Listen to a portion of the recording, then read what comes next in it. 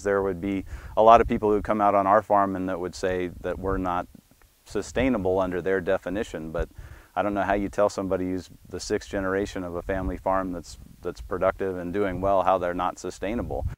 You know, every effort of every farmer is to be in business more than just 1 year at a time. We never would do anything that would damage our soil to where we couldn't use it the next year.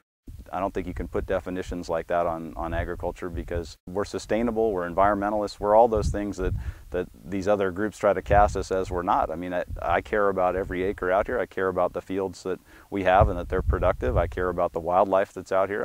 We actually spend time, we put in wildlife buffers, and you know, we are part of some partnerships with the NRCS to have wild habitat on the land. It's not like we want a landscape that's devoid of any kind of life. We're looking for the natural environment to try to coexist with it. Farmers have every desire to be sustainable and to be environmentally friendly, and there's none of us that are going against that.